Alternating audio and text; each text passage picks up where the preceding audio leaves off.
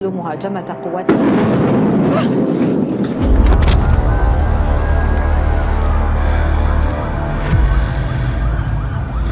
ये तस्वीर है सीरिया की राजधानी दमिश्क की, जहां इजराइल ने सीरिया के सैन्य मुख्यालय पर हमला कर दिया है। इस हमले का एक वीडियो भी सोशल मीडिया पर खूब वायरल हो रहा है। इस वीडियो में एक लाइव टीवी शो के दौरान बमबारी होती दिख रही है। مهاجمة قوات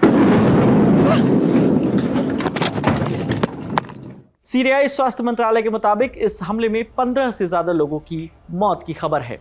वहीं अल जजीरा की खबर के मुताबिक ये हमला जहां हुआ है वो राष्ट्रपति भवन के पास का इलाका है। सीरियाई रक्षा मंत्रालय के सुरक्षा सूत्रों ने समाचार एजेंसी रॉयटर्स को बताया कि मंत्रालय की इमारत पर कम से कम 2 ड्रोन अटैक हुए हैं और अधिकारी बेसमेंट में छुपे हुए हैं। हमले को लेकर इजराइल डिफेंस फोर्स यानी आईडीएफ ने अपने एक्स हैंडल पर एक वीडियो पोस्ट करते हुए लिखा, आईडीएफ ने सीरिया के दमिश्क क्षेत्र में सीरियाई शासन के सैन्य मुख्यालय के प्रवेश द्वार पर हमला किया। आईडीएफ दक्षिणी सीरिया में द्रूस नागरिकों के विरुद्ध घटनाक्रम और शासन की कार्रवाइयों पर नजर रखे हुए है।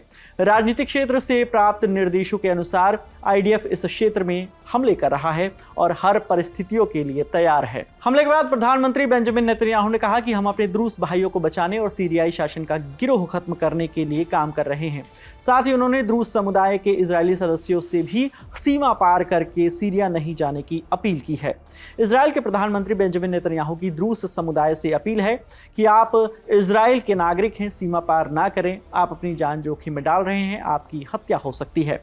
आप इजरायली रक्षा बल यानी आईडीएफ के प्रयासों में बाधा ना डालें, अपने घरों को लौट जाएं। सीरियाई सरकार ने इजराइल के हमले की निंदा की है और इसे आपराधिक और अवैध व्यवहार बताया है।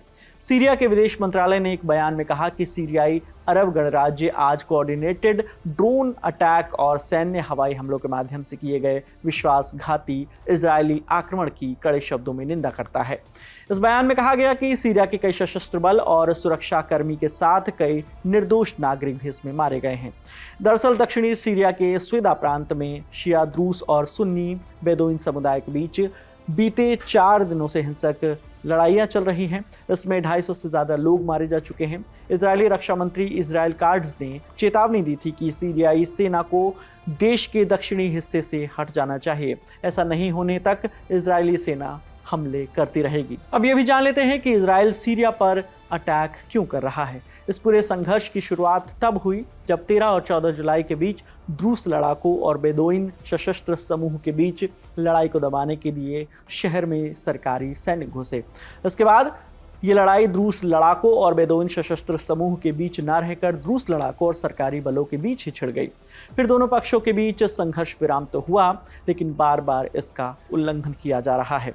इसके बाद इजराइल भी इस लड़ाई में कूद गया और उसने स्वेदा के आसपास के इलाकों में सीरियाई सरकारी बलों पर बमबारी की।